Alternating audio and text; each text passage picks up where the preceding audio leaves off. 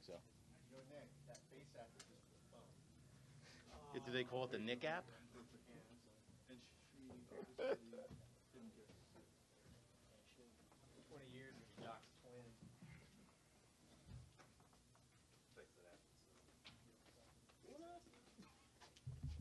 You ready for the grand finale?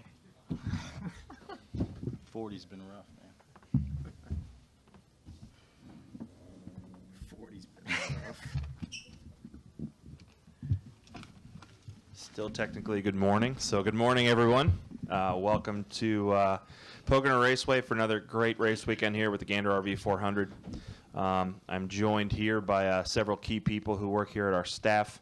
Of course, everyone knows our CEO, Nick Igdalsky, our president, Ben May, and joining us from NASCAR, our friend Scott Miller. Today we have a very exciting announcement about our 2020 Pocono Raceway NASCAR doubleheader event weekend. First, I'm going to turn it over to Nick. Nick, why don't you go over a little bit what the fans, the media, the drivers, and the team should expect from a schedule standpoint? Yeah, and just to phrase everything here, we're not going to go into too much details on times. There's a lot that's still in flux, but we're going to give you the meat. Since everyone's gathered here, we feel it's a great opportunity while our fans are gathered here to give them the information while they're here on property.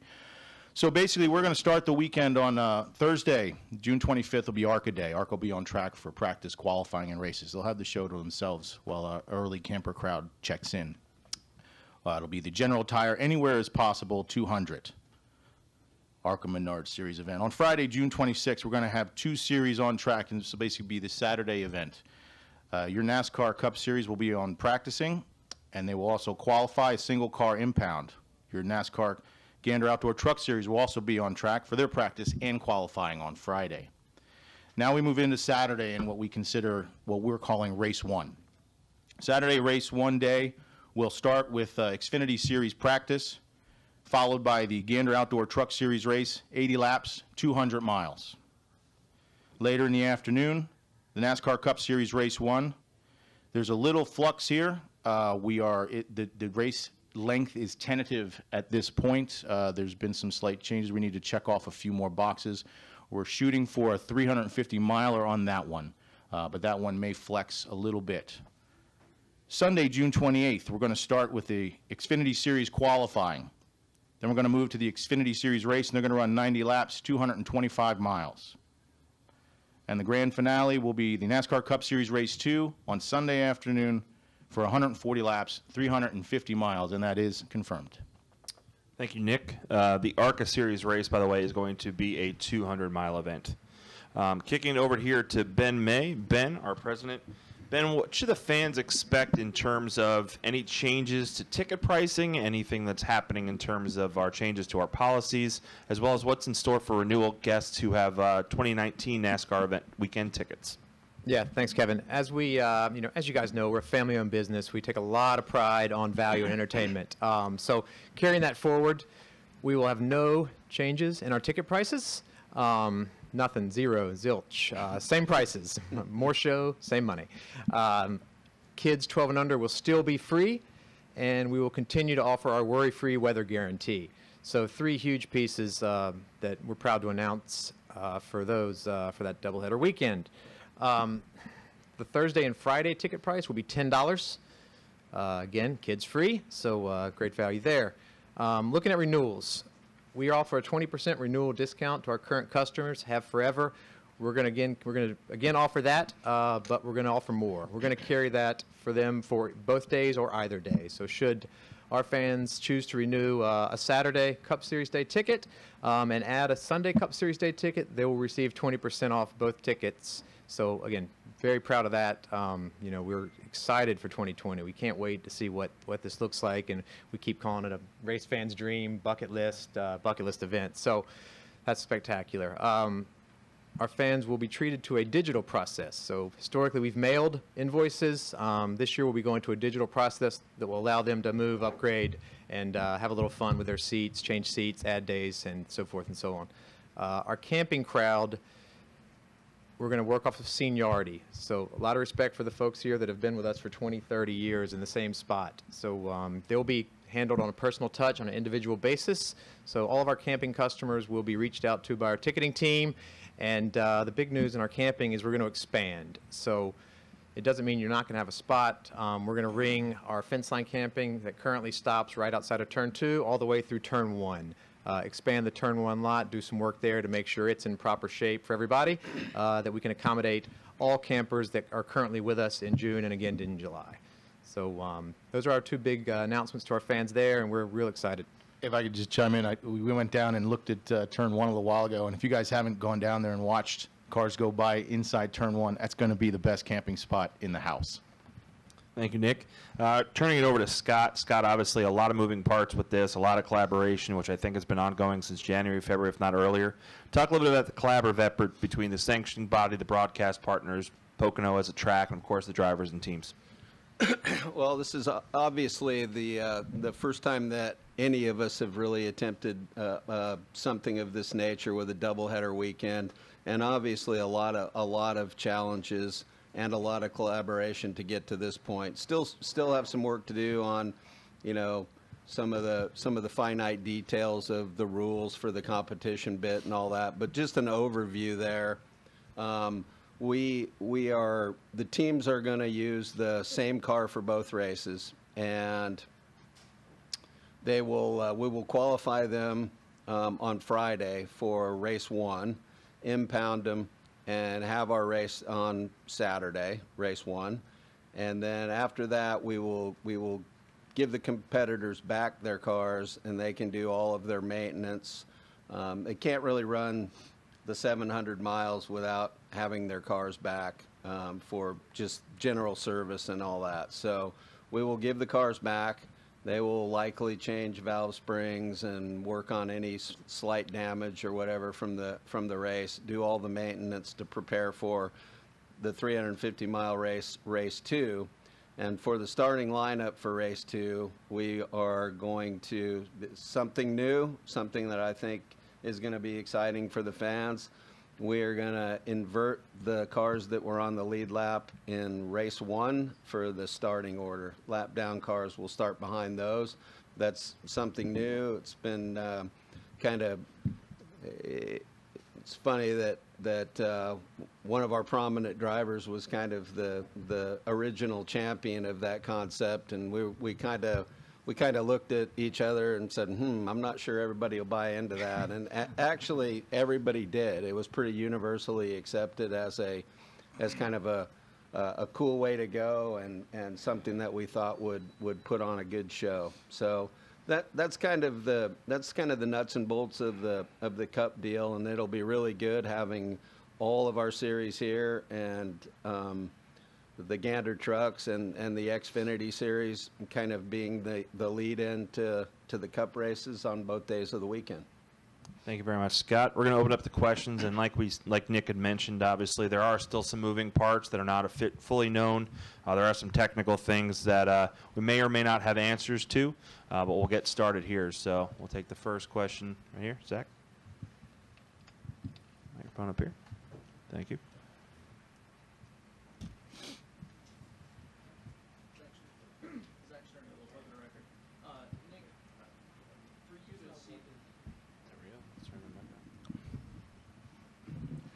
Zach Sterney, the Pocono Raceway franchise. Nick, when setting this all up, I know we spoke and you said 350 was the goal.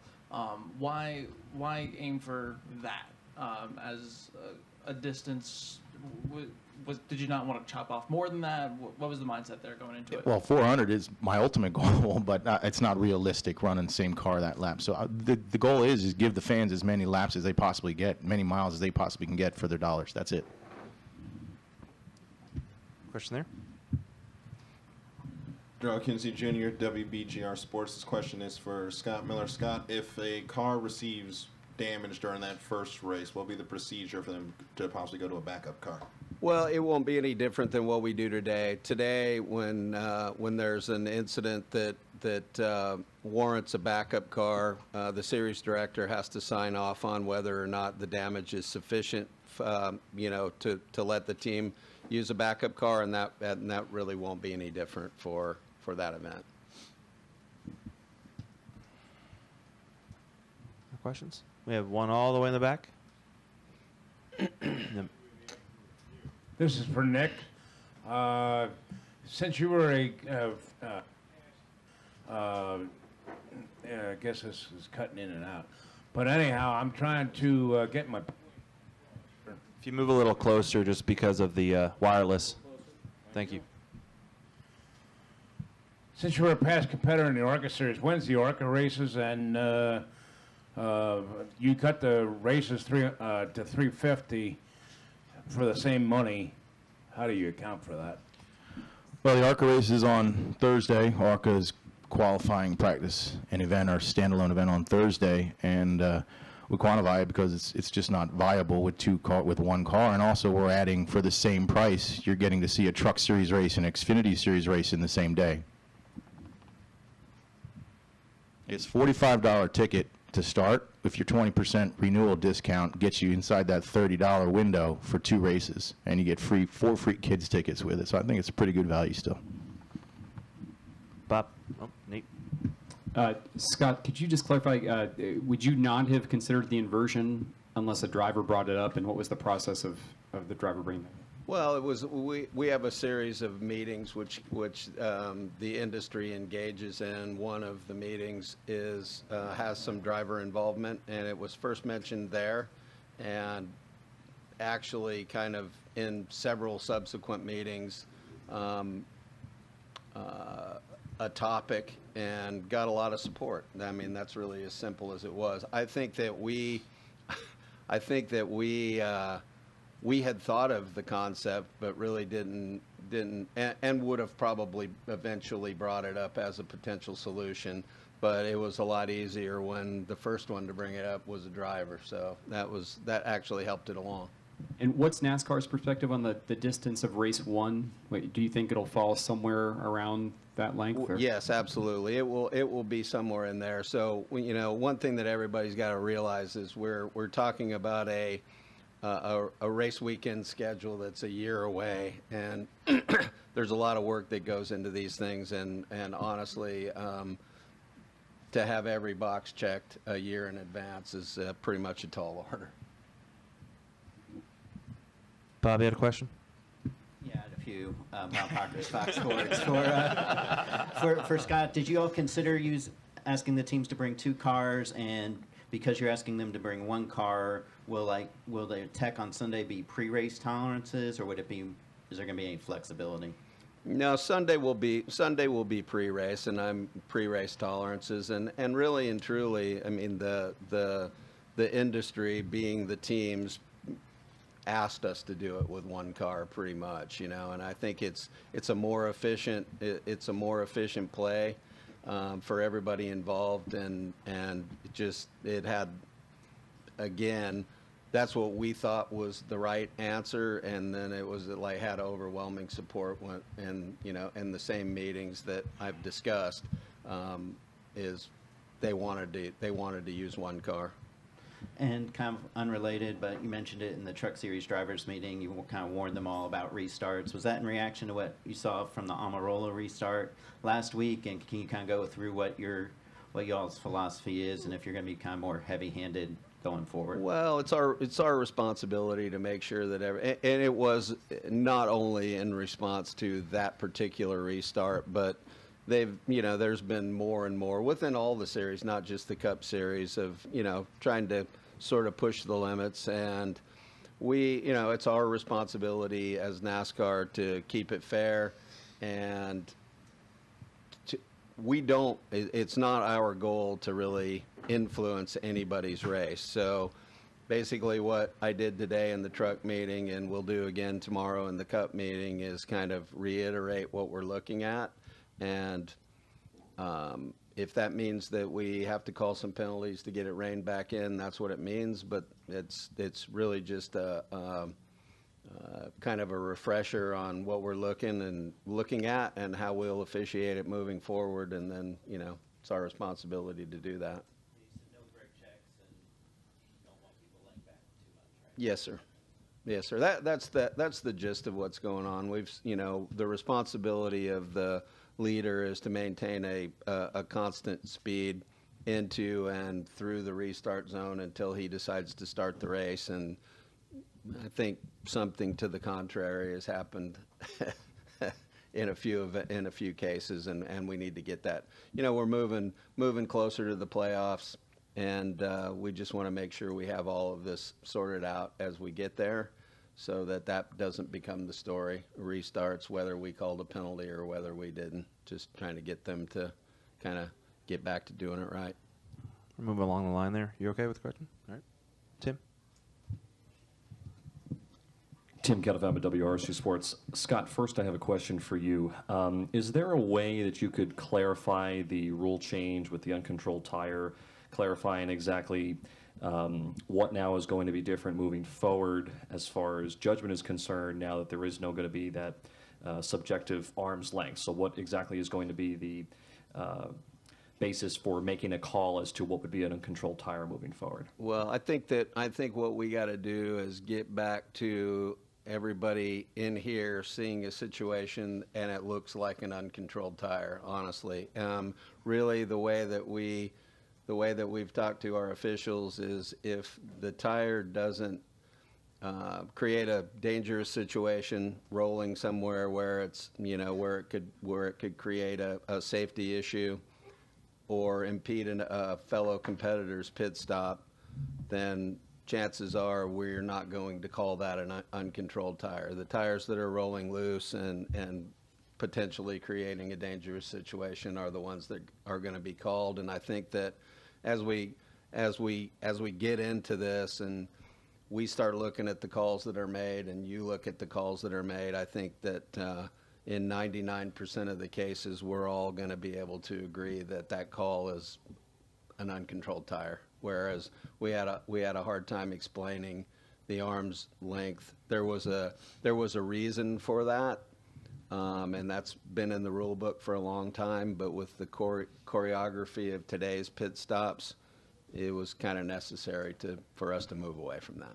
And then just one quick question for all three of you. I know you were talking about the scheduling and how you don't necessarily have a full schedule just yet, but as far as timing of each of these races and like how the day would look like, especially when you have several different races going on what day, do you have like an idea of how timing-wise the day would go? Yeah, generally we do, but that's where it could flex a little bit, so we don't want to commit to any times. You know, qualifying will be earlier in the morning. The first race will be early afternoon, and then later in the afternoon we'll start the Cup races. So I hate to be vague about it, but until we have a final, I don't want to just give you random information. But they're going to be spaced out. We're shooting for a nice break in between the two races, so our grandstand ticket holders can still access the pit road and the front stretch for the driver introductions that they can do now with their cold pit passes that they can purchase. And I just have to say I'm thrilled with the qualifying. I knew the invert was floating around for a while there, and we all kind of had the same thing: is where do you cut it off? Where does it end? And to have the drivers come forth and to give this suggestion where so many cars could go and start charging from the back. I, for one, love watching the most talented drivers in the world come and make some incredible passes, and they're going to have to do that to work their way to the front. So, as a fan, I'm very excited to see that myself. Chris Graham, National Racing Network, for Ben and Nick. Do you guys foresee any necessary infrastructure improvements, upgrades, or changes to the facility to accommodate a larger weekend like that going forward? Not necessarily. I mean, like Ben said, we're going to increase our camping spots down in Turn 1. Incredible view down there. The way the track just sits up, and you can watch it right from set down low. Other than that, we're constantly improving. And if you guys see every year, we got a little something that we kind of surprise you with here, whether it be the playground, the activity center, new camping spots, anything like that, modern camping spots. So we're always looking at new things. And yeah, I have a few ideas, but I got to get it past the board first. So we'll see.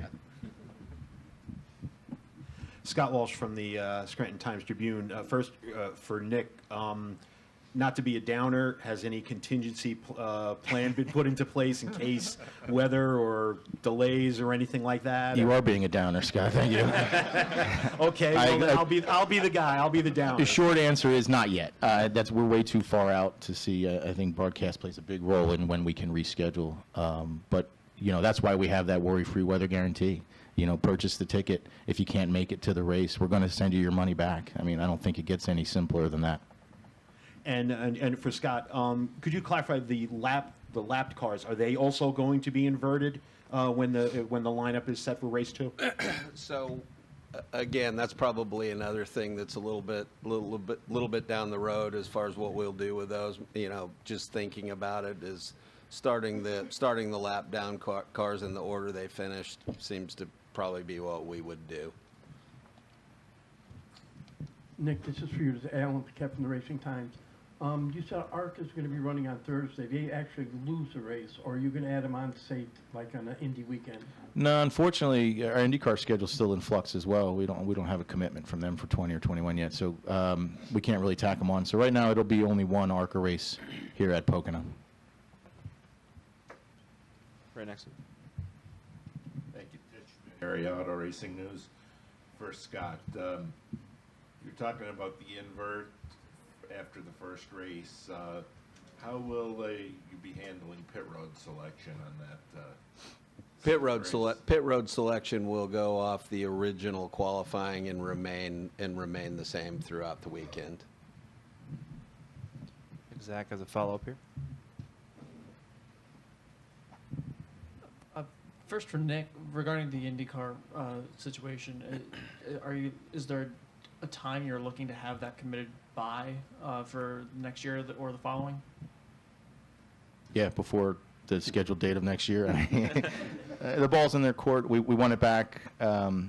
We got some ideas that we threw, so we're just waiting to hear back. I know they had some other things they were working on, but we've been in communication, and if the cards align, great. If they don't, there's some options we're looking at for that as well. So I'd love to have them back. I love seeing those cars race here, man. It's some unbelievable sensation of speed just from watching them dive into turn one. So hopefully they come back. And then Scott, I mean, we saw Alex Bowman have a situation last week where he went through both his primary and his backup. I suppose this is more of a question for the teams as to how they would handle a situation like that. But if they crash in practice and then also wreck in the first race, does NASCAR have any say in how that procedure goes to then set up for race 2? We don't really. So I'm pretty certain that what happened with them needing the third car is they used one of their teammates' backup cars to do that. And I mean, that we're certainly, going to be lenient in a situation like this as far as, being as flexible as we can with the teams. And, most of them, I mean, it's not out of the question that they could actually crash on Saturday and bring a fully prepared car still from North Carolina and have it here by Sunday morning. So I think that would go on a team by team basis of how they wanted to handle, a crisis situation. Do we have any final questions? Nope. Bob? Scott, will they have to use the same engine, or can they, or just general engine rules in effect, and you have to use whatever your allotment? So all those details of rear ends and transmissions and engines and all that, again, like it's a year out. So we haven't done our brainstorming session and figured out all the small details for all that stuff. But I would, I think they could elect to change the engine. We give them their car back, so it's going to kind of be free reign. But I think a lot of them are looking, with the sealed engine rules. I think most everybody would be looking at running the same engine for both races and getting that seal count checked off in one weekend. Scott, if it's a success next year, what's the likelihood NASCAR might implement this at another track in 21? So I am not in the discussions that actually sort of got this doubleheader across the line. That's like more senior management than me and broadcasters and tracks and everybody else. But I think that certainly this is something that as an industry we are going to try, and if it's a great success, I mean, I don't see any reason why we wouldn't kind of expand the concept. Any final questions? Well, thank you everyone for joining us. We appreciate it. We're looking forward to the rest of this weekend, and of course, seeing you 2020 NASCAR doubleheader weekend. Thank you.